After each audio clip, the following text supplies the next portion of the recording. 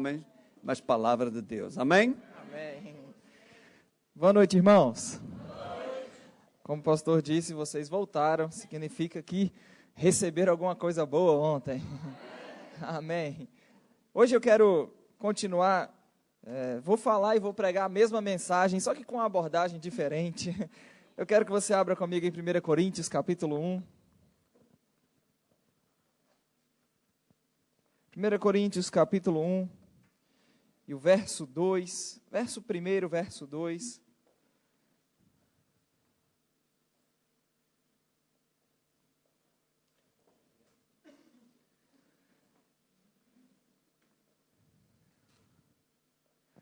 Vamos ler esses dois primeiros versos e vamos orar e confiar no Senhor mais uma vez para aquilo que Ele tem a compartilhar as nossas vidas. Amém.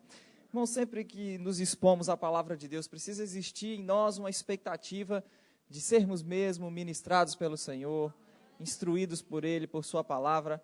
Irmão, a palavra de Deus, ela é viva, ela é eficaz. É isso que Hebreus 4:12 diz, amém?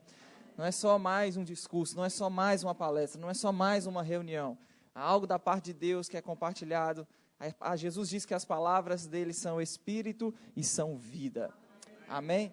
Então, 1 Coríntios capítulo 1, verso 1, Paulo diz, Paulo, chamado pela vontade de Deus para ser apóstolo de Jesus Cristo, e o irmão Sóstenes, a igreja de Deus que está em Corinto, aos santificados em Cristo Jesus, chamados para ser santos, com todos os que em todo lugar invocam o nome de nosso Senhor Jesus Cristo, Senhor deles e nosso. Vamos orar, Pai, nós mais uma vez estamos abertos ao Senhor, à sua inspiração, à sua direção, ao seu querer, Pai, à sua vontade, aquilo que o Senhor deseja fazer em nós e através de nós nessa noite, aquilo que o Senhor deseja comunicar aos nossos corações, nos moldando à imagem do seu Filho, nos moldando, nos levando nesse lugar de perfeita varonilidade, de maturidade, de alcançarmos a plenitude da estatura de Cristo. Nós oramos e te agradecemos em o nome de Jesus. Amém? Irmãos, eu poderia tornar bem pessoal a leitura do verso 2 nessa noite. Poderíamos ler da seguinte forma: a igreja de Deus que está em Lisboa, a igreja Zoe, os santificados em Cristo Jesus. Mas Paulo diz que não só santificados, ele diz que fomos chamados. Além de santificados, fomos chamados para ser santos. Obviamente tem um objetivo principal, como eu gosto de e brinco quando fazendo treinamento de ministros na minha cidade lá no Brasil, eu brinco que todo ministro, quando vai transmitir uma palavra, ele tem que ter uma moral da história. Conhece essa expressão? Tem que ter um lugar onde quer chegar com aquela mensagem. E por mais que eu queira e tenha um lugar específico onde eu quero chegar com você nessa noite, eu não posso deixar de passar desapercebido o que o texto fala e o que está sendo ensinado aqui. Duas coisas estão sendo ensinadas. A primeira é que, como Paulo diz, nós fomos santificados em Cristo Jesus. E estes que foram santificados foram também chamados para ser santos. Diga, eu fui santificado. Quando a Bíblia diz que fomos santificados, ela coloca algo que já foi realizado, amém? Algo que já foi realizado pelo Senhor. E quando olhamos para a carta de Paulo aos Coríntios, ela é um exemplo disso. Havia em Coríntios seríssimos problemas de comportamento moral. Paulo, no capítulo 1, versículo 11, Paulo diz, eu fui informado pelos da casa de Cloe que há contendas entre vocês. No capítulo 3, versículo 1 em diante, ele diz que não pôde falar como a espiritual, falou como a carnal, como a criança. Ele diz, eu não pude dar alimento sólido a vocês, porque vocês não podem suportar, porque vocês são carnais. Ele diz, porque quando alguém diz, eu sou de Paulo e eu de Apolo, não é evidente que sois carnais e andais segundo o homem. Olha o que Paulo diz que havia na igreja, havia contenda, havia carnalidade. No capítulo 6, ele vai falar de irmão que tinha denúncia contra irmão, tinha queixa contra irmão, e ia levando irmãos diante de juízes de incrédulos. E Paulo diz, não há ninguém, nenhum sábio no meio de vocês que pode julgar a causa. Aí ele diz, o negócio é que vocês têm feito dano, e isso aos próprios irmãos, e eu digo isso para a vergonha de vocês. No capítulo 5, versículo 1, ele vai falar que ele ouvia falar que havia no meio da igreja imoralidade, e imoralidade tal como nem mesmo entre os gentios. Paulo diz: quem se atreva a possuir a mulher do seu próprio pai, e ainda vocês andam ensoberbecidos e não chegastes a lamentar para que fosse tirado do meio de vocês quem tamanho traje praticou? É engraçado que a cidade de Corinto ela foi destruída por Múmio em 146 a.C. e depois foi restaurada pelo imperador Júlio César. E é engraçado que quando você vai estudar mesmo o contexto, Corinto era uma cidade que se transformou e era famosa por sua profunda corrupção. O termo corintianizar significava justamente estar envolvido com todo tipo de prática e vícios de natureza imoral. Havia em Corinto aquelas que eram as prostitutas quase que profissionais. Muita promiscuidade, muito pecado em Corinto. E Paulo diz que na igreja, o pecado na igreja estava superando o próprio mundo. Paulo disse: ouve que há imoralidade entre vocês e imoralidade como nem mesmo entre os gentios. Então, uma igreja que tinha seríssimos problemas de comportamento moral, ainda assim, Paulo começa a sua epístola enfatizando que eles haviam sido santificados em Cristo Jesus. O que isso significa? Significa que a nossa santificação, ela inicialmente é algo que Deus fez em Cristo para o nosso favor, para o nosso benefício, independentemente do meu comportamento, independentemente da minha performance, independentemente da minha vida prática, Deus em Cristo nos santificou. Deus em Cristo, Ele te vê nele, santificado, separado do pecado. A palavra santificado, usada aqui no grego, a igreja de Deus que está em Corinto, aos santificados em Cristo Jesus. A palavra santificado, ela significa separar das coisas profanas, dedicar a Deus, consagrar a Deus, dedicar pessoas a Deus, purificar, limpar extremamente, purificar por meio de expiação, livrar da culpa do pecado. Então, quando a Bíblia diz aos santificados em Cristo Jesus, o que significa? Significa que fomos libertos, livres da culpa do pecado. Significa que fomos extremamente purificados. Significa que fomos separados das coisas profanas e fomos consagrados e dedicados a Deus. Vários outros lugares da palavra você vai ver a nossa santificação sendo enfatizada. E é o que os estudiosos gostam de chamar de santificação posicional. É o que Deus fez em Cristo. Não sei se eu estou conseguindo ser claro, mas diz respeito àquilo que Deus fez em Cristo pela sua graça para o nosso benefício. Olha um exemplo disso ainda em Coríntios, caminha para o capítulo 6. 1 Coríntios capítulo 6. Versículo 9, 1 Coríntios 6, verso 9, Paulo diz: não sabeis que os injustos não herdarão o reino de Deus? Não vos enganeis. E a lista, Paulo começa: nem impuros, nem idólatras, nem adúlteros, nem efeminados, nem sodomitas, nem ladrões, nem avarentos, nem bêbados, nem maldizentes, nem roubadores herdarão o reino de Deus. Aí ele diz, 11, tais fostes alguns de vós. Mas vocês foram lavados, vocês foram santificados, vocês foram justificados em o nome do Senhor Jesus Cristo e no Espírito do vosso Deus. Ele fala de um tipo de comportamento que não tem herança, não tem parte no reino de Deus. Mas ele diz, isso não diz mais respeito a vocês. Era a condição passada de vocês. A condição de vocês atual é lavados, justificados, santificados. Amém. A mesma verdade pode ser lida em Hebreus capítulo 10. Quando se estuda um pouquinho o capítulo 10 de Hebreus, e os irmãos, não sei se perceberam, quem esteve aqui ontem, percebeu que eu gosto muito desse capítulo 10 de Hebreus. Capítulo 10, vá lá comigo. Hebreus capítulo 10.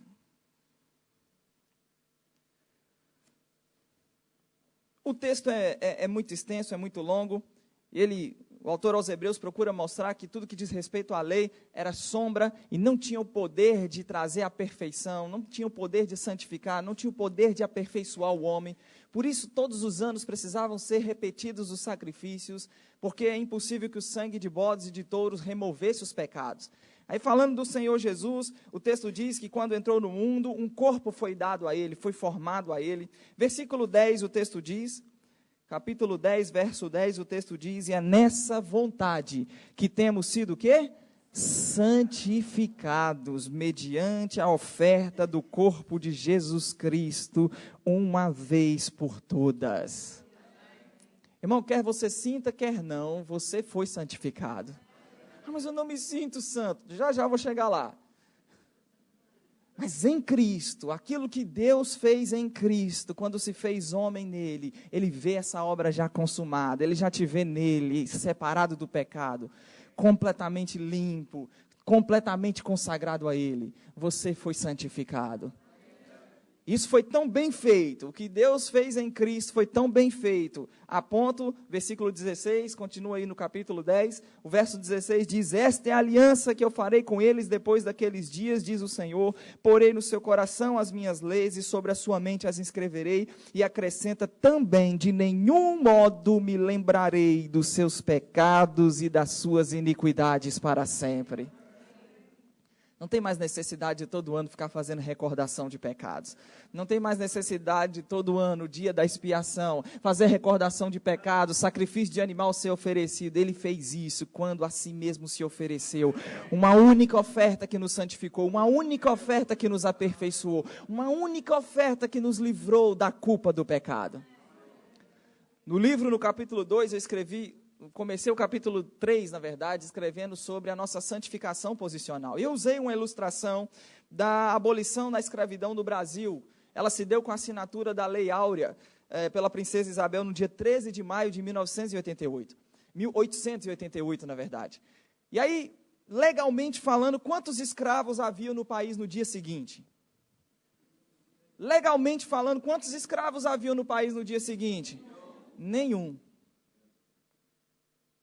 Os senhores daqueles escravos, eles disseram: estamos arruinados, a Lei Áurea foi assinada, o nosso domínio sobre os escravos acabou. Aí se levanta um porta-voz e diz: não, nós podemos esconder a verdade deles, podemos manter a verdade no que diz respeito à Lei Áurea escondido deles, é só não deixá-los que descubram que se deu a assinatura. Aí disseram: não, mas não é possível esconder deles a verdade. Tudo bem. Aí o porta-voz continua: pode ser que não seja possível esconder deles a verdade, mas podemos fazer com que eles entendam mal a Lei Áurea. Não é bem assim, tudo bem, foi assinado, mas você não é livre, é algo que ainda vai acontecer. E fazendo assim, nós podemos continuar mantendo o nosso domínio sobre eles. Aí imagina, muitos escravos descobrem a notícia no que diz respeito à assinatura: estamos livres. Aí um escravo avalia a notícia e diz: poxa, eu não me sinto livre. Eu continuo fazendo as mesmas coisas, me comportando como escravo, fazendo as mesmas coisas que fazia. Não pode ser verdade.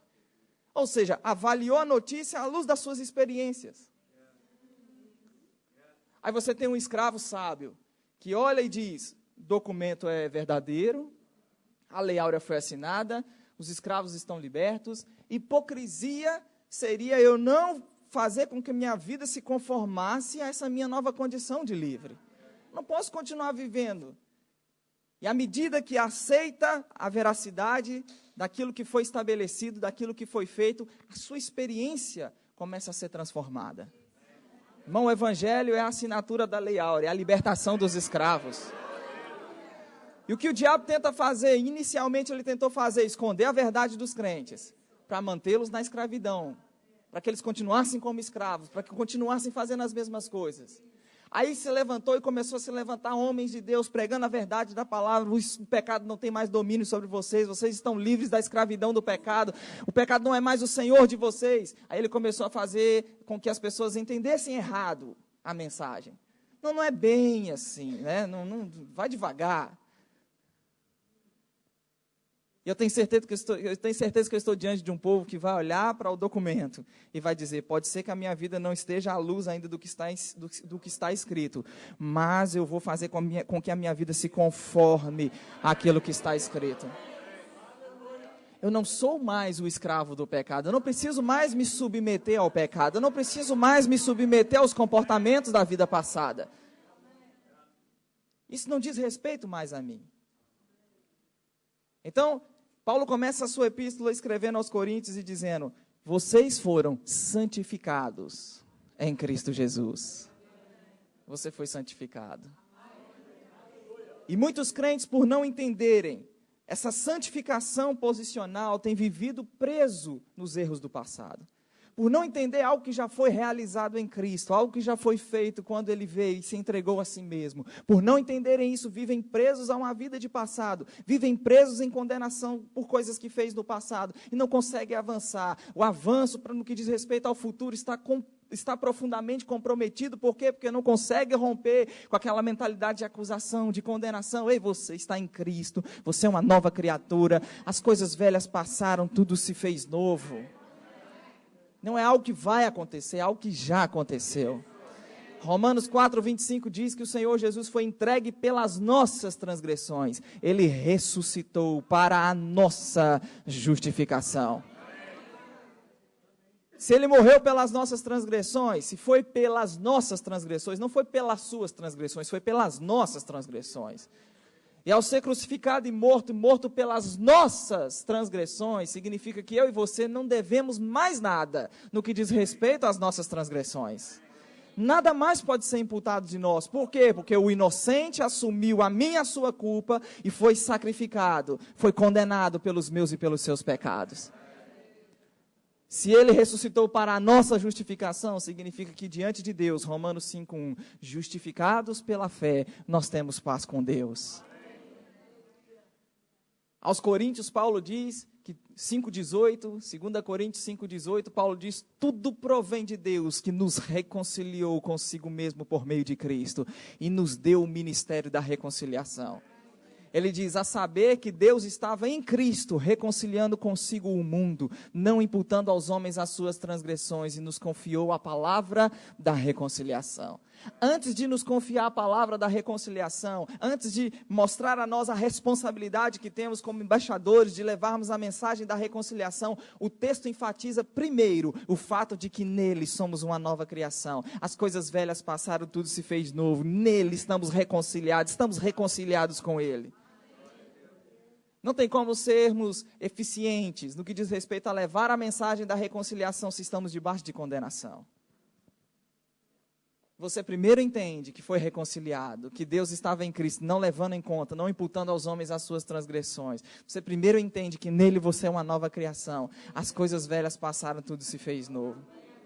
É simples assim? É simples assim. Você nasceu de novo. Alguém que acabou de nascer, que passado tem? Nenhum.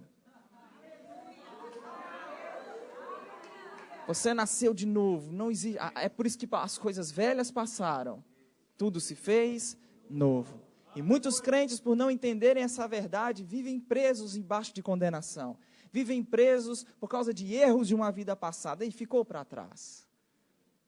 Se há marcas, e que nós sabemos que muitas pessoas, elas carregam marcas nas suas emoções. E à medida que você se expõe à palavra, isso vai sendo transformado. Você vai sendo transformado à medida que se permite ter a mente renovada pela palavra.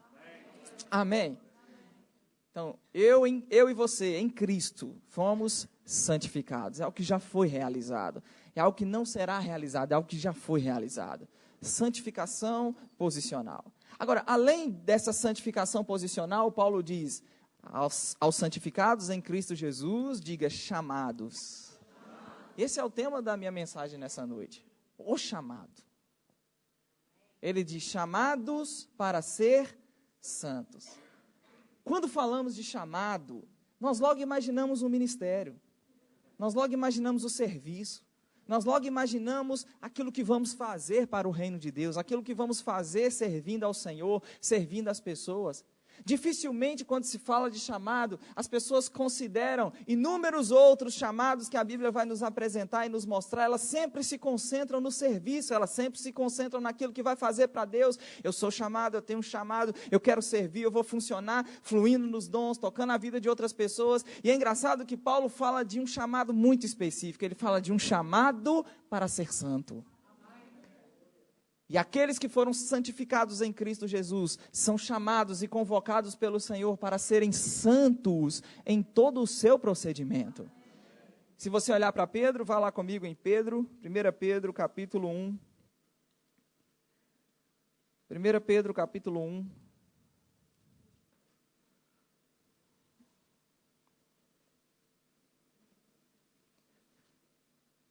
versículo 13. 1 Pedro capítulo 1, verso 13. Pedro diz, por isso, podemos ler? Se você não achou, o pastor Márcio vai cantar.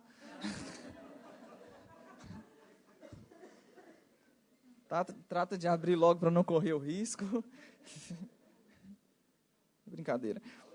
Por isso cingindo, verso 13, por isso cingindo o vosso entendimento, sede sóbrios e esperai inteiramente na graça que vos está sendo trazida na revelação de Jesus Cristo. Como filhos da obediência, não vos amoldeis às paixões que tinhais anteriormente na vossa ignorância. Pelo contrário, segundo é santo aquele que vos o quê?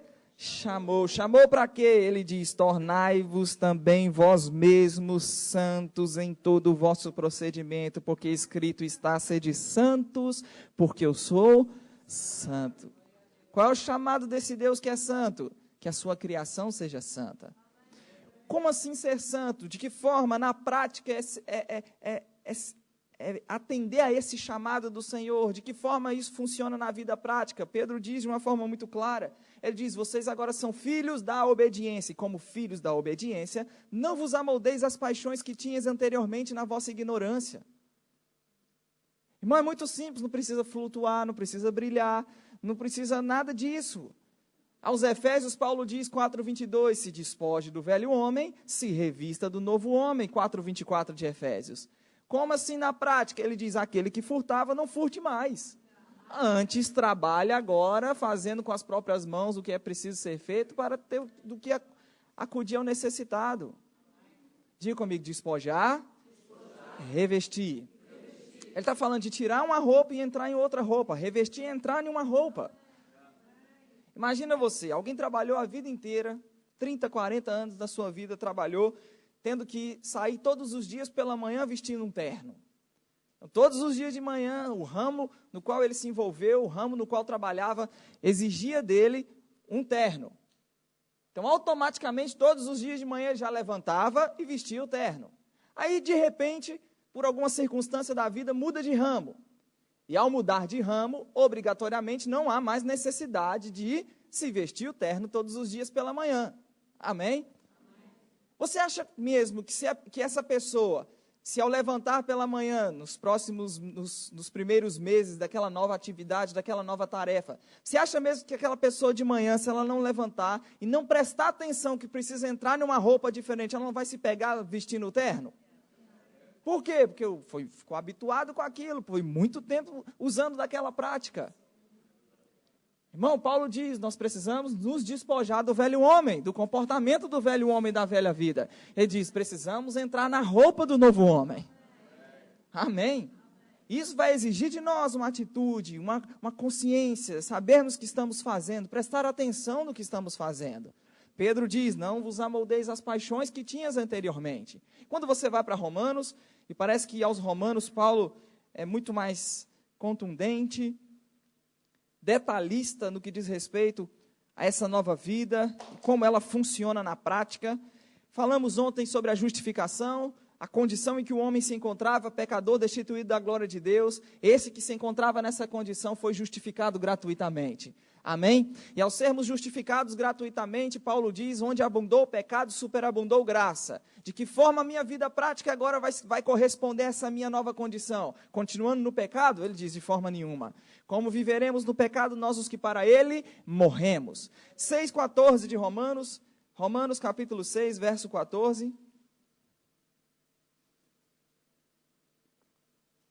Olha o que Paulo diz.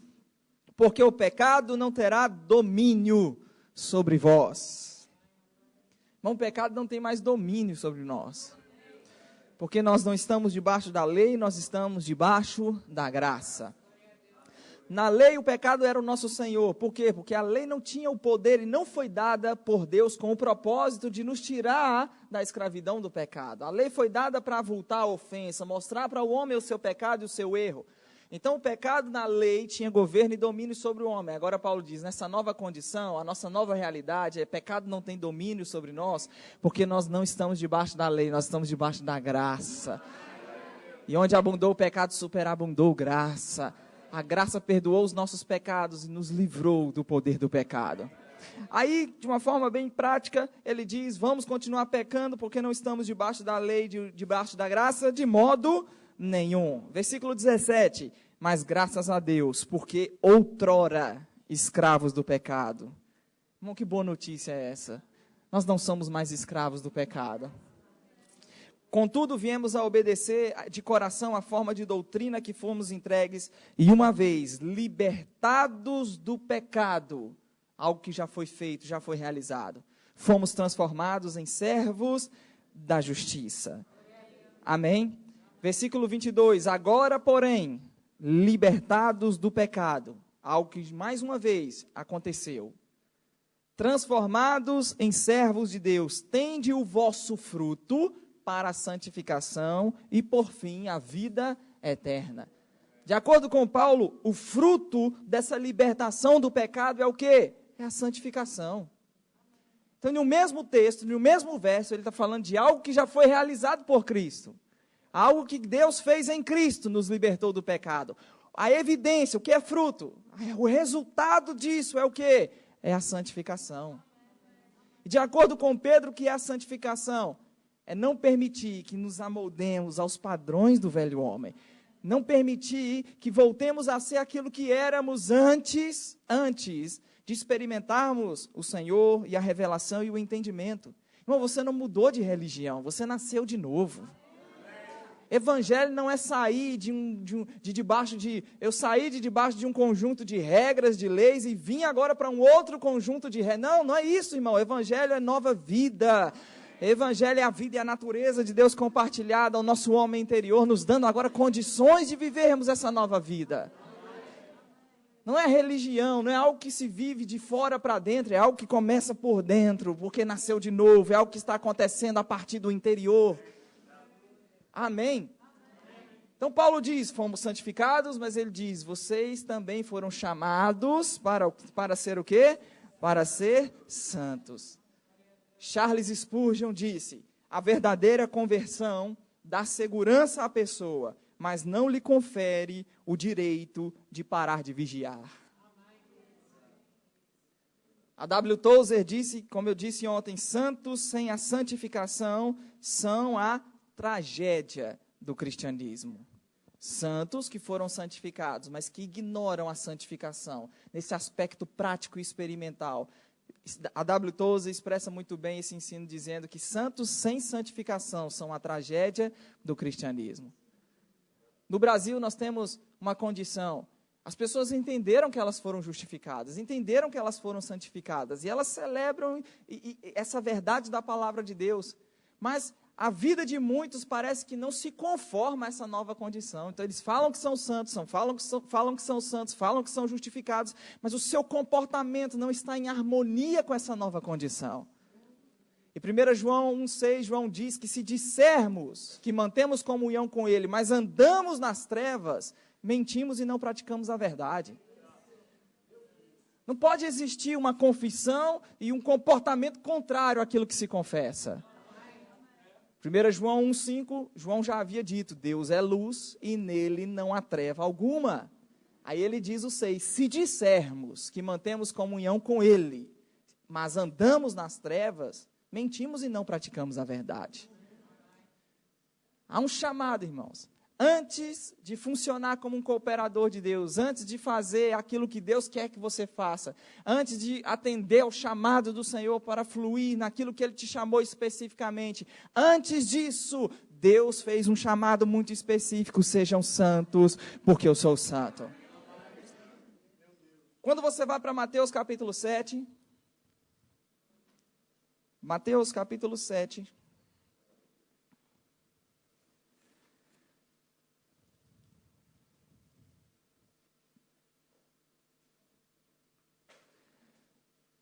Mateus capítulo 7, versículo 21.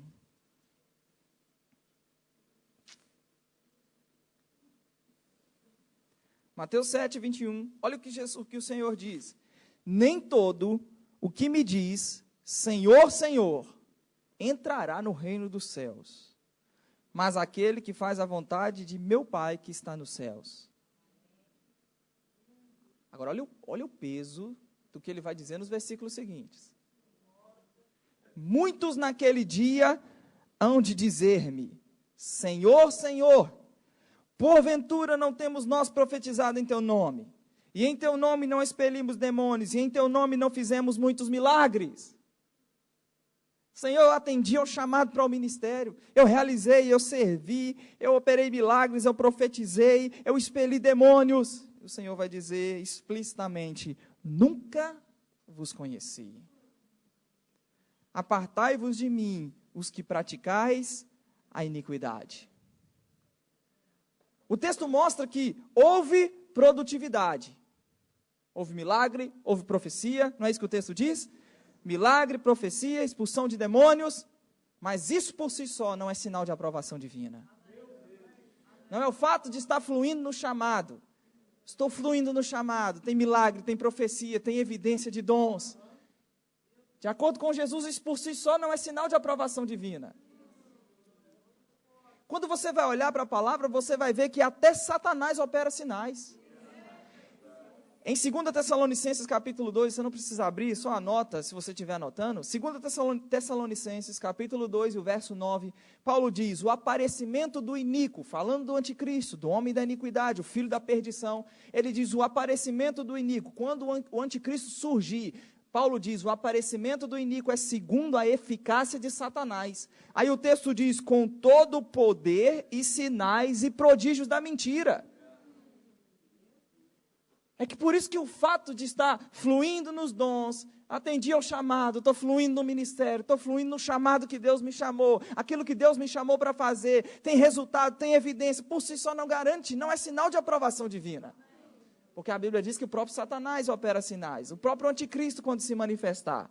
Isso depois é reafirmado no capítulo 13, quando se lê capítulo 13, versículo 3 diz, capítulo 13, versículo 13 de Apocalipse. Não precisa você abrir, se você for rápido de endereço, quiser conferir, mas eu vou ler para você.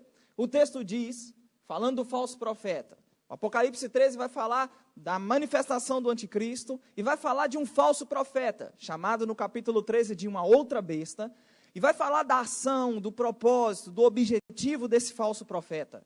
E a Bíblia diz, Apocalipse 13, verso 13, que ele opera grandes sinais, de maneira que até fogo do céu faz descer a terra diante dos homens.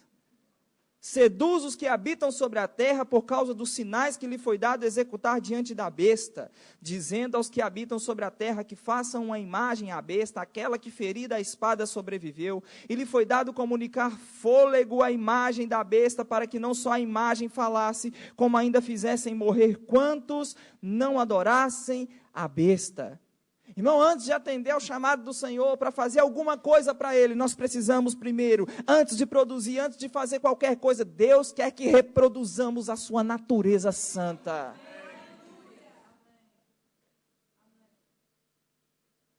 Quando você vai olhar para o padrão de ministério estabelecido no Antigo Testamento, em Êxodo capítulo 28, versículo 1, o Senhor, Êxodo 28, verso 1, o texto diz...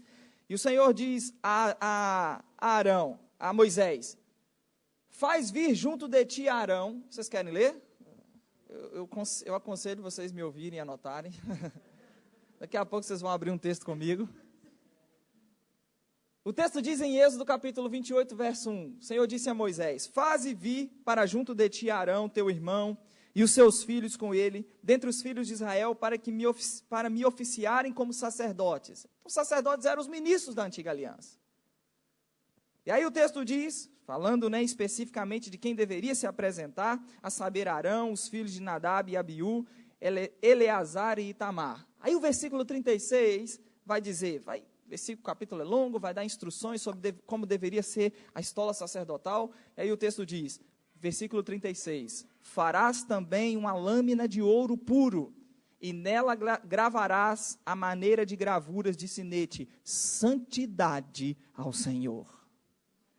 E essa lâmina deveria ser pregada na testa do sacerdote, santidade ao Senhor. Todas as vezes que você vai ver, o padrão bíblico ele se repete. Todas as vezes que Deus quer contar com alguém, quer chamar alguém, separar alguém para fazer alguma coisa para Ele, a primeira coisa que se exige são as qualificações necessárias. A primeira coisa que é requerida e exigida não é a habilidade, não é se aquilo ou a tarefa em si que vai ser designada vai ser bem feita. Não, antes da tarefa ser designada, o que é requerido, o que é procurado, o que é chamado a atenção são as qualificações necessárias. Quando você vai ver Paulo falando aos Efésios 4:11, ele concedeu apóstolos, profetas, evangelistas, pastores e mestres. Aí ele diz, com vista, o objetivo, ao aperfeiçoamento dos santos, para o desempenho do seu serviço. O desempenho do serviço só vem depois de ser aperfeiçoado. E os 5 ofícios ministeriais foram concedidos pelo Senhor para equipar os santos, para que os santos, depois de aperfeiçoados, desempenhem o seu serviço. Lembra de Moisés sobrecarregado pelo ministério? Seu sogro Jetro vai dar uma orientação a Moisés, vai dar um conselho, levanta chefes para julgar junto com você a causa. E é engraçado que o que vai ser exigido e requerido são qualificações. Olha só, abra lá comigo, esse eu quero que você abra, Êxodo 18. Êxodo capítulo 18.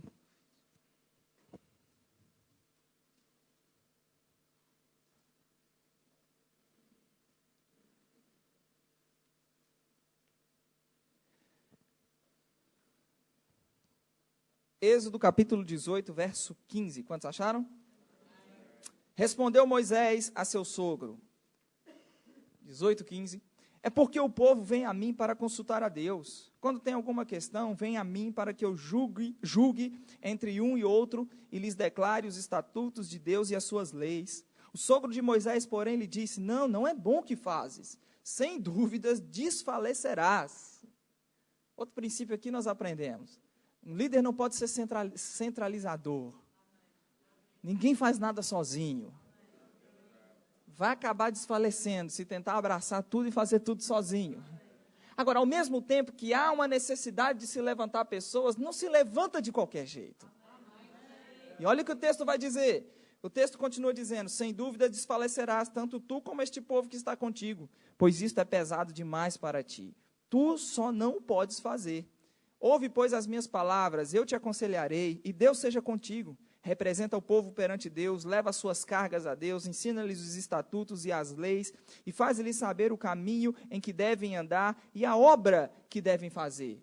Procura dentre o povo homens capazes, tementes a Deus, homens de verdade, que aborreçam a avareza. Põe-nos sobre eles por chefes de 1000, chefes de 100, de 50 e chefes de 10. Irmão, tinha uma necessidade de se levantar pessoas? Tinha ou não tinha? Tinha uma necessidade, porque senão Moisés e o povo iam acabar desfalecendo. Agora, ao mesmo tempo em que se viu uma necessidade, eles não agiram única e exclusivamente por causa da necessidade. Tem que levantar pessoas, mas nós não abrimos mão de que pessoas sejam levantadas e que sejam devidamente qualificadas para ocuparem a posição que precisa ser. O texto diz, tem que ser homens tementes a Deus, tem que ser homens capazes, tem que ser homens que aborreçam a avareza. O mesmo ou algo parecido aconteceu em Atos capítulo 6.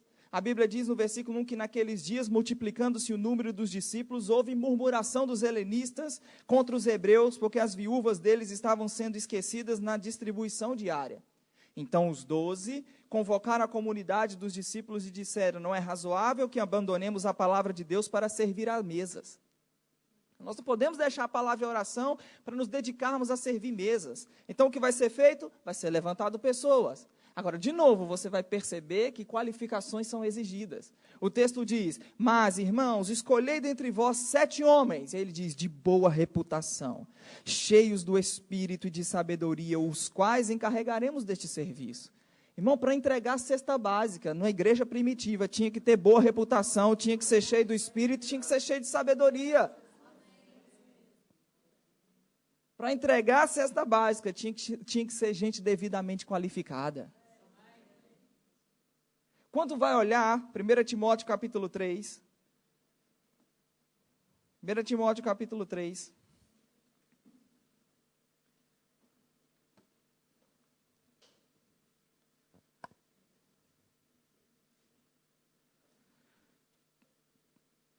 Timóteo é uma carta, a carta de Paulo a Timóteo é muito interessante, porque Timóteo, um jovem ministro, vai assumir uma das maiores igrejas do mundo antigo, que era a igreja de Éfeso. Então a carta de Paulo a Timóteo é no que diz respeito a instruções, no que diz respeito ao ministério. E aí ele começa dizendo, né, no capítulo 3, no verso 1, ele diz que quem aspira ao episcopato, ao ministério, está desejando, almejando uma excelente obra. Aí o verso 2 ele diz, é necessário, portanto, ele diz que é o que, gente? Ele não diz que era bom, que era interessante, que pode ser que, não, ele disse é necessário, é indispensável. Deseja o ministério, almeja o ministério, está desejando algo excelente. Agora, é indispensável que as devidas qualificações sejam encontradas na vida daquele que almeja e deseja o ministério.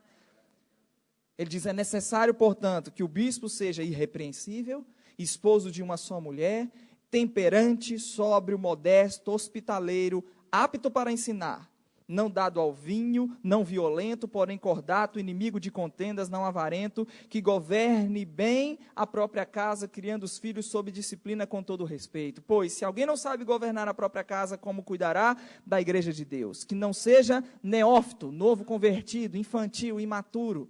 Para quê? Para que não se ensoberbeça e incorra na condenação do diabo. Pelo contrário, de novo ele reitera, é necessário que tenha bom testemunho dos de fora, a fim de não cair no opróbrio e no laço do diabo. Hoje em dia, eu não sei como é na sua nação, mas no Brasil, logo quando se reconhece um chamado na vida de alguém, a primeira coisa que faz é, vá para o seminário, vai estudar, vai crescer, vai aprender, vai se preparar para um ministério. E o curioso, o que acontece, é que concentra toda a preparação daquele que reconhece um chamado em uma só das qualificações que são aqui mencionadas. Seja apto para ensinar. Dispensa tudo que diz respeito ao treinamento necessário para se estar no ministério, concentrando tudo em somente uma das qualificações, ignorando todas as outras. Se você ler aqui, são aproximadamente, dependendo aí da forma como se interpreta, de 15 qualificações que são necessárias, exigidas, somente uma envolve habilidade. Uma envolve habilidade. E tem gente que acha que simplesmente o fato de ter uma habilidade por si só é suficiente para se estar no ministério. Acha que não, eu sou muito bom, eu prego muito bem, eu sou indispensável.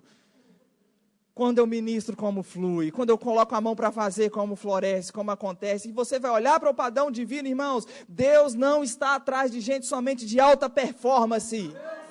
Deus não quer somente gente com habilidade de alta performance. E se você olhar para o padrão bíblico, você vai ver gente de alta performance que foi pelo Senhor descartado. Quer exemplo disso? Vai ler Apocalipse capítulo 2. Lembra da mensagem à igreja de Éfeso? O Senhor diz à igreja de Éfeso, eu conheço o teu labor, a tua perseverança. Você não pode suportar homens maus, colocou à prova os que a si mesmos se declaravam apóstolos e os achastes mentirosos. O Senhor reitera o fato da perseverança, o fato de ter suportado provas por causa do nome do Senhor e não se deixou esmorecer. Aí o Senhor diz, eu tenho porém contra você uma coisa, o fato de que você abandonou o primeiro amor. Ele diz, lembra de onde você caiu, e ele classifica isso como queda, como pecado. Lembra de onde você caiu, volta, arrepende-te e volta à prática das primeiras obras. Porque senão, eu vou vir e vou mover o candeeiro do lugar. O que é mover o candeeiro? O que é o candeeiro? É a igreja. Em outras palavras, tem labor, tinha labor, e a palavra labor significa intenso trabalho e fadiga. Então, a perda do primeiro amor não significa perda de produtividade, porque tinha labor, tinha trabalho, tinha fadiga naquela igreja. A perda do primeiro amor não significa enfrentar uma crise de desânimo, porque o texto diz, vocês suportaram provas por causa do meu nome. Tinha controle de qualidade, colocou à prova os que a si mesmos se declaravam apóstolos. Mas ainda assim Jesus diz, eu tenho algo contra você, você abandonou o seu primeiro amor. Lembra de onde você caiu. Muita coisa eu entendo que já foi dita no que diz respeito ao primeiro amor. Qual é o maior dos mandamentos? Qual é o maior dos mandamentos? Amar a Deus. Com todo o seu coração, com toda a tua alma, com todas as tuas forças. E tem muitas vezes as pessoas, e nós, se não vigiarmos e não guardarmos a nós mesmos, nós estamos no ministério. Tem labor, tem perseverança, tem controle de qualidade, mas estamos fazendo porque, de forma automática, perdemos a paixão, perdemos o amor, perdemos aquilo que nos motiva a fazer, ou que deveria nos mover e nos motivar em tudo que estamos fazendo.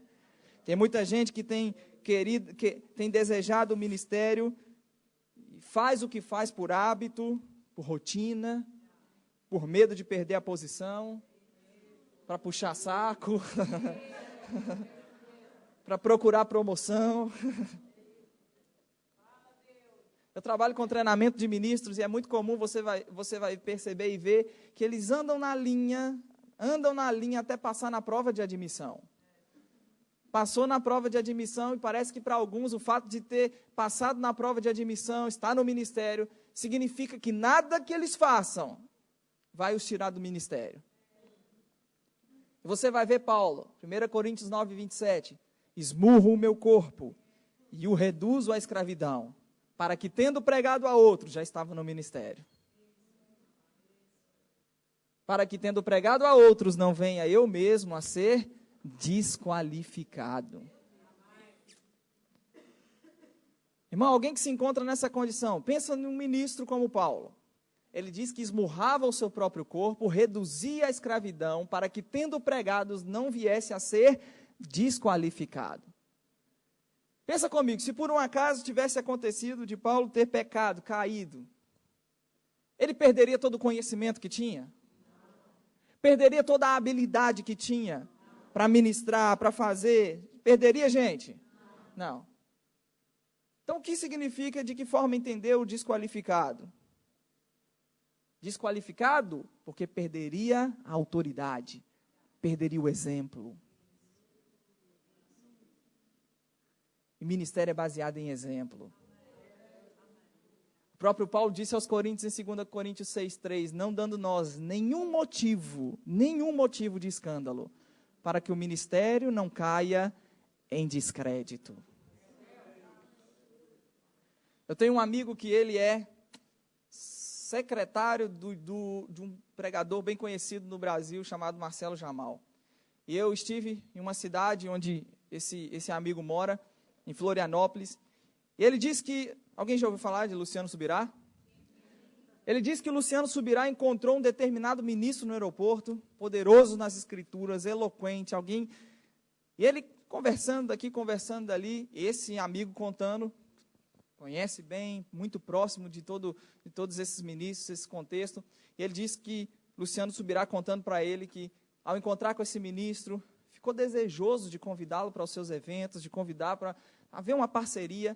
E aí o Luciano Subirá disse que quando foi puxar a ficha do ministro, procurar saber da reputação, procurar saber do que as pessoas falavam, disse, não dá para confiar, está queimado demais.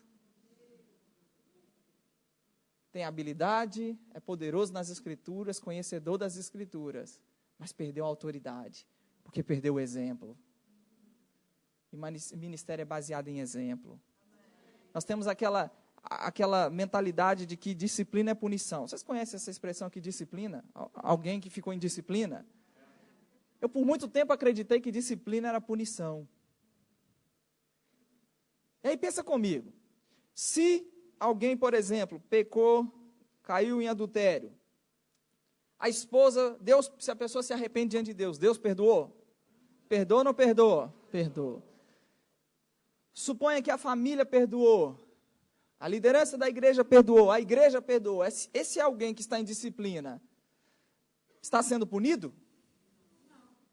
Se Deus perdoou, se a família perdoou, a liderança, a igreja perdoou, está sendo punido, gente? Não. Então, por que então está em disciplina ou afastado das suas atividades? Porque o fulano perdeu o exemplo. Quando é a hora de voltar? Porque tem gente que fica, pastor, está demorando muito. Está demorando muito. Quando vai acontecer de voltar às atividades? Irmão, não é a liderança necessariamente que determina a hora de voltar. Quando é a hora de voltar? Quando o exemplo é reconquistado. Quando volta a ser uma referência para o povo. Quando volta a ser uma referência para as pessoas. Eclesiastes capítulo 10, versículo 1, eu vou ler na NVI. Eclesiastes 10, 1, o texto diz: assim como a mosca morta produz mau cheiro e estraga o perfume, também um pouco de insensatez pesa mais que a sabedoria e a honra. Acho que a NVI ajuda a entender, né? Em outras palavras, eu não sei se vocês conhecem esse ditado, mas já viu que aquele ditado que um pouco de coisa ruim pesa mais do que muita coisa boa? Alguém pode acertar, mas basta um erro, e esse erro fala mais alto que todo o acerto, não é assim? O que o texto está dizendo? A mosca morta produz mau cheiro e estraga o perfume. Na Bíblia, irmãos, óleo, e aqui o perfume era feito com óleo, e óleo na Bíblia representa unção. Perfume representa o testemunho. Paulo diz aos Coríntios: somos como o bom perfume de Cristo, o testemunho. E as moscas representa lixo, impureza. Então o que o texto está dizendo? O texto está dizendo que lixo, impureza, as moscas, ela produziu mau cheiro, ela comprometeu o perfume. Significa que lixo e impureza pode comprometer o testemunho. A pergunta óbvia é: por que a mosca caiu então no perfume? Para pensar nisso. Por que a mosca caiu no perfume?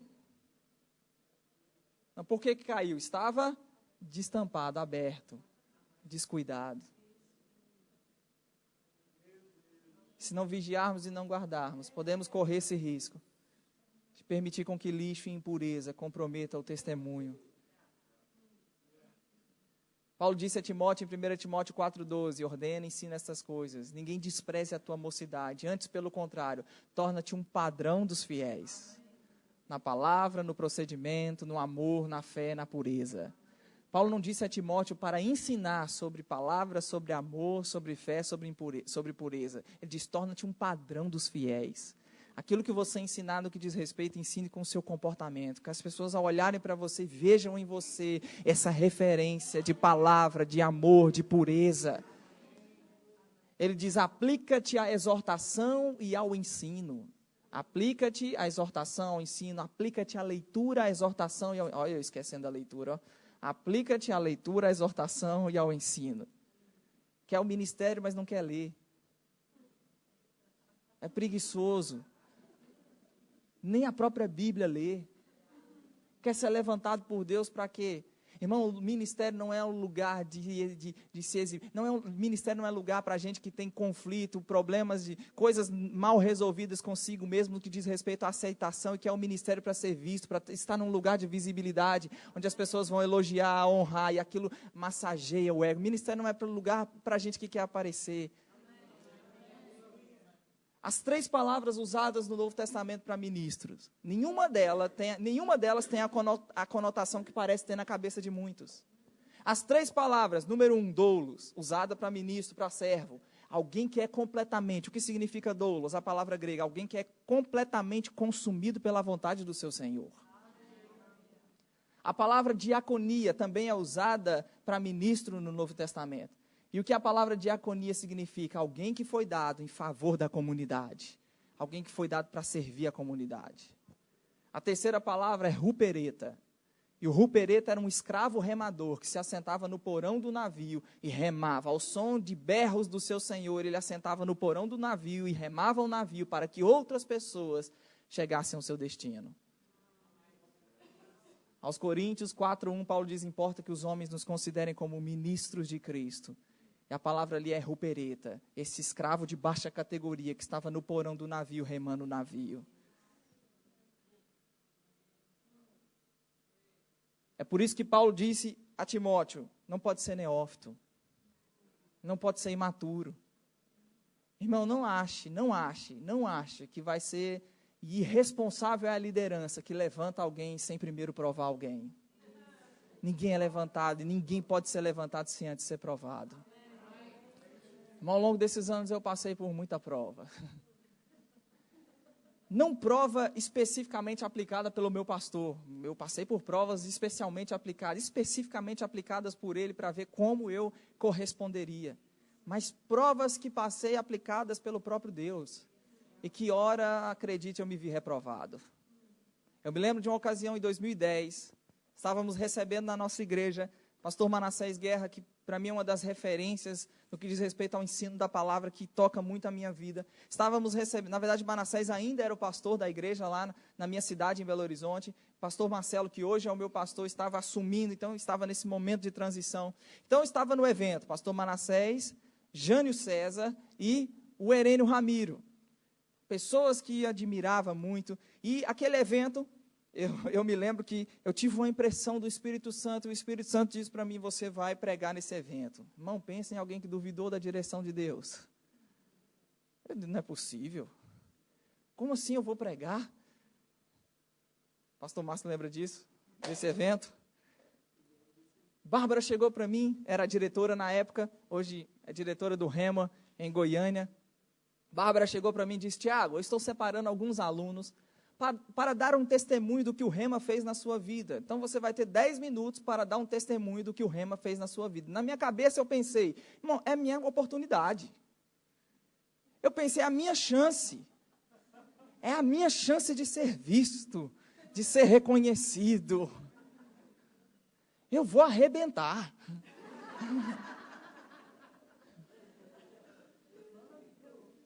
Irmão, eu subi naquele microfone, pensa numa ousadia, numa intrepidez. E eu comecei em 10 minutos, irmão. Eu falei de 24 matérias do Rema em 10 minutos, falando de cada uma delas, o versículo principal de cada uma delas. Mas eu desci daquela plataforma naquele dia, eu falei, eu arrebentei, uau, eu arrebentei. Está garantida a minha vaga de professor do Rema.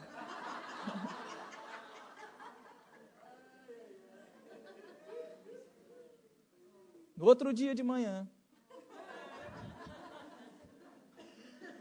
pastor Marcelo chegou para mim e disse, filho, quem conhece ele sabe o jeitão, filho, vem cá, me dê um abraço. Filho, você não precisa mostrar para ninguém o que você sabe. Você não sobe no púlpito para cuspir conhecimento em cima das pessoas. Você prega para ajudar elas. Irmão, aquilo me arrebentou. Pergunta para mim, ô Tiago, você ficou com raiva do pastor? Muita. Não foi pouca não, foi muita. Não sabe, é porque eu sou melhor, porque eu prego bem. Por isso está aí me podando, tentando impedir meu avanço.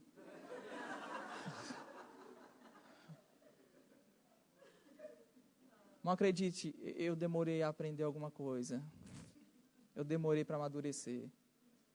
Eu demorei para descobrir que só o fato de ter uma habilidade não era suficiente para se estar no ministério. Olha a velocidade com que as coisas aconteceram na minha vida. Me converti em 2005, assistindo um filme chamado Deixados para Trás, baseado em um livro, em uma série de 13 livros de um autor americano chamado Tim LaHaye e Thomas Ice. Eu assistindo aquele filme, tocava na noite, minha mãe falava comigo, vamos para a igreja, menino, vai para a igreja, vamos para a igreja. E eu não quero saber de igreja, não quero saber. Aí, nesse dia, ela falou comigo assim, não, hoje é um filme, vamos lá, vai ser um filme, não é culto, aquela coisa. E eu fui, acreditando. Cheguei lá, era de fato um filme. Eu fiquei morrendo de medo, apavorado. Eu vi uma das taças caindo sobre a terra, sendo derramada, e o sol queimando os homens com o seu calor, com calor intenso. Eu quero Jesus para ficar livre desse negócio aí. Eu quero Jesus. Uma igreja batista, entreguei minha vida ao Senhor. Comecei a frequentar aí. Tinha um irmão de sabedoria. Tinha um irmão lá da igreja, com muita sabedoria, se achegou, tocava também. Fui me enturmando, ficando firme, já dava sinais e indícios de ter chamado para o ministério. Na escola dominical tinha uma percepção, uma clareza, eu ouvia os professores ministrando, eu entendia, o negócio, a ficha caía rápido, eu compreendia as coisas muito rápido, eu fazia questionamentos que deixavam eles, que coisa interessante, que forma de pensar interessante. No ano de 2006 eu fui para o meu primeiro seminário. O pastor André Valadão gravou o seu primeiro CD chamado Mais Que Abundante. Eu tive um contato com aquele CD, fiquei muito abençoado, fui muito abençoado com aquele CD. Descobri que na Igreja Batista da Lagoinha ele tinha uma reunião chamada... esqueci, Jesus. Não, era de cura. Escola de cura, isso, escola de cura. E eu comecei a frequentar essa reunião, como tocava, comecei a servir ali, na época o pastor Vinícius Zulato e o próprio André, comecei a servir, tocando, descobri o carisma. 2006 fui fazer o carisma, irmão, eu estava maravilhado. Com 19 anos, nunca tinha lido um livro na minha vida, cheguei no carisma, era um livro por semana, eu estava daquela loucura, desesperado, tinha que ler um livro por semana, 60% da avaliação da matéria girava em torno da leitura do livro, e eu estou lá fazendo seminário, e eu tive um laboratório, que era a minha igreja local. Então eu tinha oportunidade, crescendo numa velocidade absurda, eu tinha oportunidade de ensinar na escola dominical. Ensinar na escola dominical, eu estava me descobrindo o que Deus havia me chamado para fazer. Lotação máxima era 15 pessoas.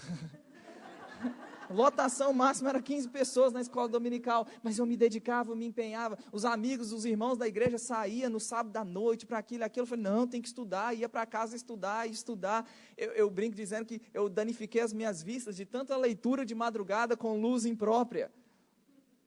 Estudando, me empenhando e descobrindo que tinha um chamado. Gleison, supervisor Gleison, que é o supervisor das igrejas do Verbo da Vida e do Rema na Europa, estudou comigo o primeiro ano no Carisma. O Rema chegou em Belo Horizonte, ele disse para mim assim, o pastor Manassés está chegando, o Rema está chegando, vamos fazer o Rema. Eu disse, não quero saber de escola, não quero saber de Rema, estou cansado. Acordava, tinha uma rotina exaustiva, acordava às 6 horas da manhã, trabalhava de 8 às 2, chegava em casa 3, saía 5, chegava em casa 11h30 da noite, todos os dias, segunda a sexta. Eu disse, eu quero descansar. E eu me lembro que numa madrugada Deus falou comigo, vá para aquela escola, vá para aquele lugar, você vai ser professor lá, o que eu tenho para a sua vida está com aquele povo. E eu obedeci, em 2009 fui estudar o Rema. Mas você acha que eu tinha a atitude correta, eu estava com a atitude certa? Não. Eu descobri ao longo desse tempo que o que Deus quer que façamos, Ele não só quer que façamos o que Ele quer que façamos, Ele quer que façamos do jeito certo. Porque é possível fazer a coisa certa do jeito errado. Eu estava fazendo o que era certo, mas do jeito errado. Primeira matéria, eu já tinha escrito um livro sobre realidades da nova criação. Primeira matéria, realidades da nova criação, professor André Martins. E ele, engraçado, quem conhece sabe como é engraçado, mas no que diz respeito ao conteúdo, para mim não era suficiente. Então eu ficava por dentro, eu ensino melhor. Se fosse eu ensino melhor. A criação do homem, eu diria isso, aquilo outro, encaixava com isso, com aquilo, e por dentro o tempo inteiro, com aquela altivez, com aquela arrogância, com aquela prepotência. Veio a segunda professora, tadinha, era a primeira vez dela ensinando, mas acabei com ela.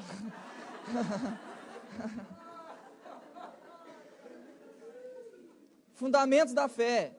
Se fosse eu, por que, irmão? Porque eu tinha a experiência da escola dominical. E eu pensava, coitado dessa professora, coitada, né?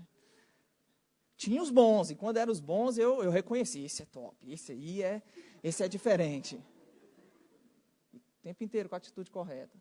Formei em 2009, no final de 2009, eu me lembro ainda hoje, pastor Manassés Guerra estava ensinando uma matéria como ser guiado pelo Espírito, em um dos intervalos, cheguei perto dele, porque para mim ele era um dos top, então a aula do Manassés eu ficava dominado, batia o sinal, parecia que eu estava em outra dimensão, ficava dominado. E aí, em um dos intervalos, conversando com ele, ele chegou para mim e disse, continue estudando, porque quando você se formar, eu quero você como um dos nossos professores aqui, irmão, aquilo, confirmação divina. Eu estava ali porque Deus tinha falado comigo isso, mas eu estava fazendo a coisa certa do jeito errado. E eu fui, ele falou comigo, formei, terminei o ano de 2010, murmurando daqui, questionando dali, achando que eu era melhor do que tantos que passou por ali. Me formei em 2010, eu pensei, 2011, agora, vou ensinar no Rema, vou ser professor do Rema. Sabe o que aconteceu? Pastor Marcelo, todo ano tem uma data limite para enviar a indicação de professores, que é uma reunião de pastores e diretores no início do ano, que acontece em Campina Grande, na sede do ministério. Então tem um prazo limite para enviar a indicação de professores, preenchi o questionário numa madrugada só, vou arrebentar, arrebentei com o questionário, sentei 10 horas da noite, acabei 2h30 da manhã, enviei no outro dia, no dia seguinte. Aí sabe o que aconteceu? pastor Marcelo perdeu o prazo, a data de enviar a minha indicação. Sabe o que isso significou? 1 ano sem ensinar.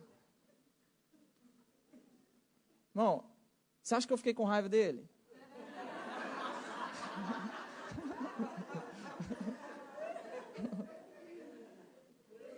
Não, mas foi muita.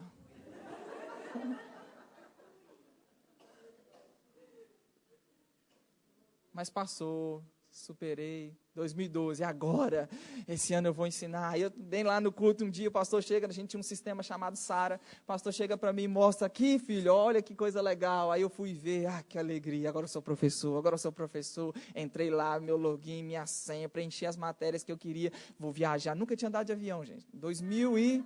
2012, nunca tinha andado de avião, meu sonho era andar de avião, quero andar de avião, vou ensinar, vou viajar. Aí saiu o calendário, primeiro semestre, 6 meses, uma matéria.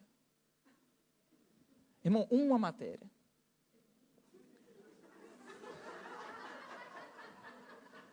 Andei de avião. Mas eu tinha uma expectativa tão grande de ensinar uma matéria só no semestre. Aí veio a escala, aí veio o segundo semestre, mais uma matéria.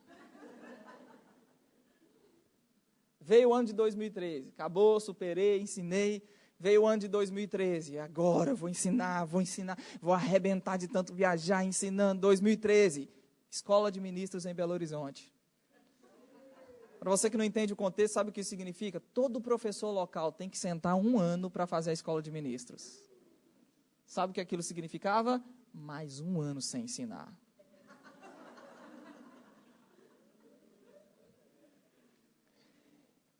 Irmãos, eu entrei na escola de ministros e para piorar tudo, eu ainda fui chamado e escalado para ser monitor.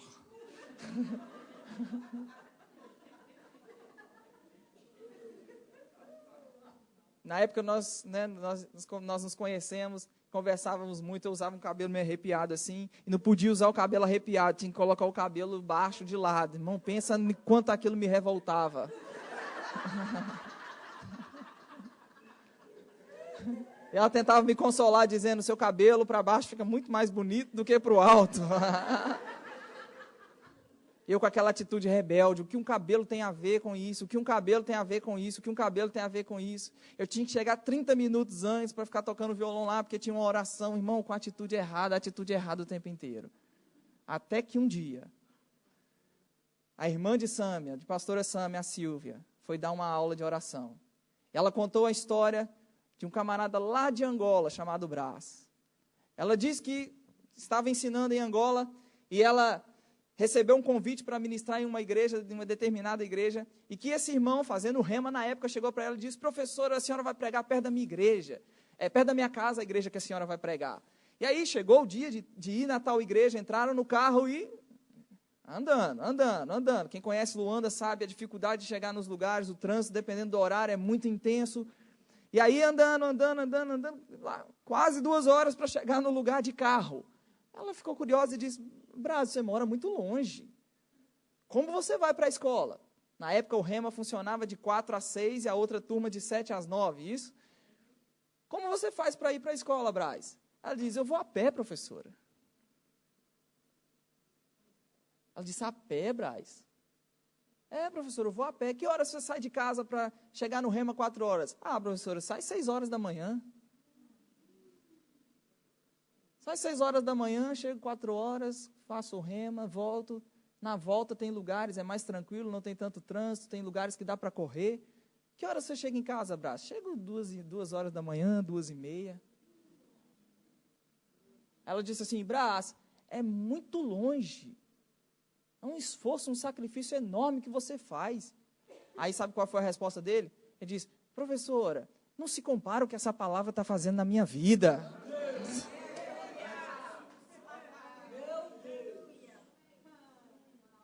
Irmão, aquilo me arrebentou.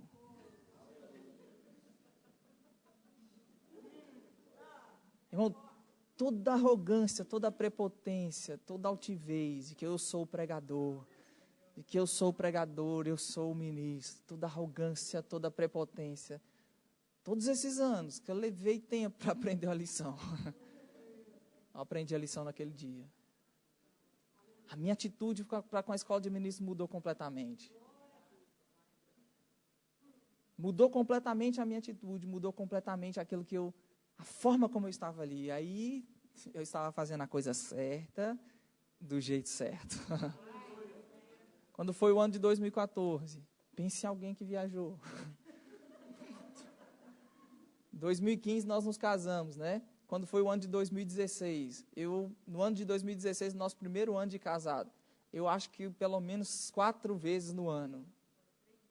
Aí, 3 meses no primeiro ano de casado. A ponto de chegar a dizer, não quero mais não. Pelo amor de Deus, eu quero ficar em casa, eu não aguento mais aeroporto, não aguento mais dormir na cama dos outros, não aguento mais ver cara de gente estranha, eu quero a minha casa. Irmão, por que eu estou te contando isso? Porque nós precisamos entender que Deus te chamou, há um chamado sobre a sua vida, que benção. A primeira coisa que Ele vai trabalhar é com as motivações, é com o caráter, é com estar devidamente qualificado para fazer aquilo que Ele chamou para fazer. Eu não estou dizendo que tem que ser perfeito para começar a servir ao Senhor. Não estou dizendo que tem que ser perfeito para começar a atuar. Estou dizendo que tem que ter a disposição de se deixar ser tratado e ensinado, ser deixado de ser instruído pelo Senhor. Quero ler um último texto para encerrarmos. A hora já está bem avançada. Isaías 6. Isaías capítulo 6.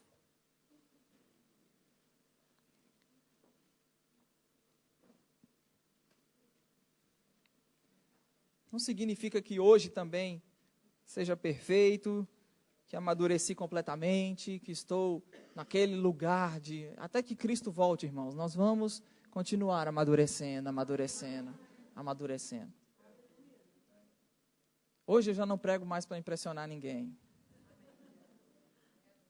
Você ficou impressionado, irmão? Que bênção, aleluia, glória a Deus. Mas esse não é o objetivo. O objetivo é que a mensagem da palavra, de alguma forma, torne a sua vida melhor. Esse é o objetivo. Esse é o propósito. Isaías capítulo 6, verso 8, o texto diz: Depois disto ouvi a voz do Senhor que dizia: A quem enviarei e quem há de ir por nós? Disse eu: Eis-me aqui, envia-me a mim. Irmãos, quantos de nós já não respondemos a esse chamado do Senhor em eventos, em acampamentos? Eis-me aqui, envia-me a mim. Só que é engraçado que às vezes a gente ignora o que aconteceu até chegar no verso 8. E que o eis-me aqui, envia-me a mim, ou seja, atender ao chamado de Deus, só vem depois, ou só veio depois de algo muito específico que aconteceu. Leia comigo a partir do verso 1. No ano da morte do rei Uzias, eu vi o Senhor assentado sobre um alto e sublime trono, e as abas de suas vestes enchiam o templo. Os serafins estavam por cima dele, cada um tinha 6 asas, com 2 cobria o rosto, com 2 cobria os seus pés, e com 2 voava. Clamavam uns aos outros, dizendo: Santo, Santo, Santo é o Senhor dos exércitos, e toda a terra está cheia da sua glória. As bases do limiar se moveram à voz do que clamava, e a casa se encheu de fumaça. Então disse eu: Ai de mim, estou perdido, porque sou homem de lábios impuros e habito no meio de um povo de impuros lábios, e os meus olhos viram o Rei, o Senhor dos exércitos. Então um dos serafins voou para mim, trazendo na mão uma brasa viva, que tirada do altar com uma tenaz, e a brasa tocou na minha boca e disse: Eis que ela tocou os teus lábios, a tua iniquidade foi tirada e perdoado o teu pecado. Só então, depois disso, Isaías contempla a santidade do Senhor. Ao contemplar a santidade do Senhor, ele vê a falta da santidade na sua própria vida. Ai de mim, eu habito no meio de um povo de impuros lábios. Eu vi o Senhor, eu vi a santidade do Senhor. Então, ele vê a santidade do Senhor, ele tem uma revelação da santidade do Senhor, ele vê a falta da santidade na sua própria vida, ele se permite receber um toque da santificação divina, e só então, depois disso, a quem enviarei, quem há de ir por nós, ele diz: envia-me a mim. Irmãos, atender ao chamado deveria vir somente depois de se estar devidamente qualificado para o mesmo. Antes de fazer qualquer coisa para Deus, antes de trabalhar, servir ao Senhor, cumprir a carreira, servir no ministério, Deus nos chama para sermos santos. Deus nos chama para sermos santos. Hoje, dada a demanda, irmão, tem muita gente sendo levantada sem os devidos critérios, tem muita gente sendo levantada de qualquer jeito, só porque há necessidade, se levanta pessoas de qualquer jeito, irmão. Tenho certeza que essa não vai ser aqui uma realidade. Há uma necessidade de pessoas serem levantadas, há uma necessidade de pessoas serem levantadas, mas ao mesmo tempo não vai ser levantada de qualquer jeito. Não vai ser levantada sem antes ser visto, ser percebido as devidas qualificações. Você pode ficar em pé no seu lugar?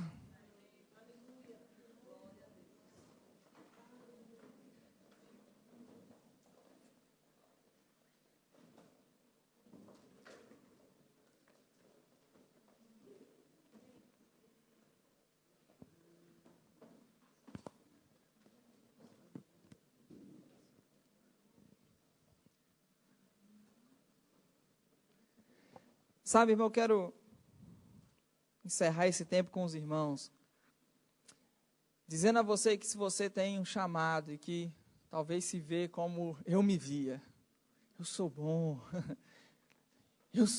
eu tenho habilidade, eu sou bom, eu tenho habilidade. Habilidade é só um dos requisitos que são necessários, das qualificações que são necessárias.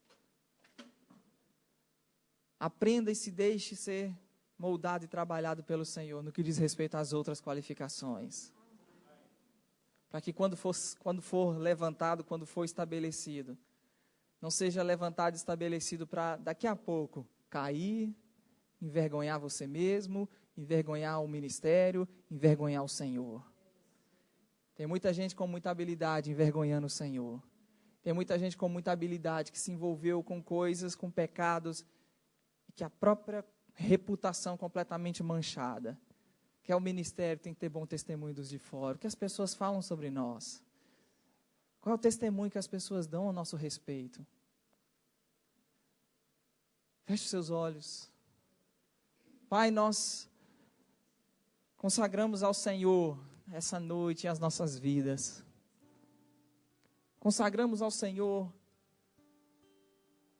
Nós nos consagramos ao Senhor e nessa noite, como Isaías, nós nos permitimos receber um toque da sua santidade. Nós nos permitimos receber um toque da sua santidade. Contemplamos a sua santidade e nos permitimos receber um toque da sua santidade.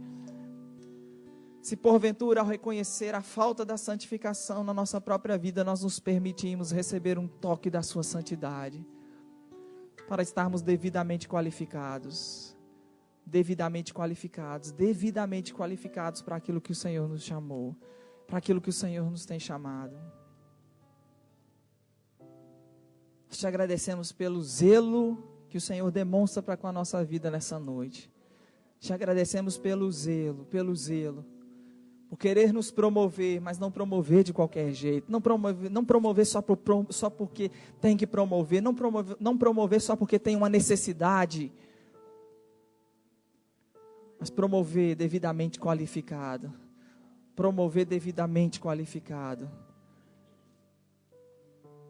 Nós te agradecemos, Senhor, nós te agradecemos, em nome de Jesus. Você recebeu alguma coisa nesses 2 dias? Eu brinquei na mesa hoje dizendo que estávamos conversando, o pastor Márcio começou a falar de 1 Timóteo 3, eu falei, já estou avisando que eu vou pregar isso, que não vou chegar à noite para pregar só porque eu ouvi vocês conversando sobre o tema. Deus está compartilhando alguma coisa ao coração de vocês. E às vezes, a promoção, ser estabelecido e ser levantado, depende somente de um ajuste, uma disposição, de submissão, e de se permitir entrar nesse lugar onde as qualificações serão vistas. Tira os olhos da habilidade. Não acho que só a habilidade vai garantir você lá no ministério. Não acho que só a habilidade é bom, é o suficiente. Não é. Jesus reprovou gente de alta performance. Operou milagre, profetizou, expulsou demônios. Mas a eternidade estava comprometida por causa de iniquidade. E essa não vai ser a nossa realidade em nome de Jesus. Recebe essa palavra, que ela possa produzir 30, 60 e a 100 por 1 na vida, na sua vida, no seu coração, na sua família, nessa igreja, em nome de Jesus. Amém? Obrigado, Tiago. Glória a Deus. Nós vamos adorar a Deus por um instante, sabe? Deixe-me dizer isto. Nós ouvimos a palavra, é semente. E agora, por uns minutos, adorar a Deus é como regar essa semente. Amém? Deixar ela entrar em seu coração. O Espírito Santo pegar nessa palavra e gravá-la em nosso coração. Glória a Deus. Graças, Senhor, pela Tua palavra. Graças, Senhor, por nos falares esta noite. Nós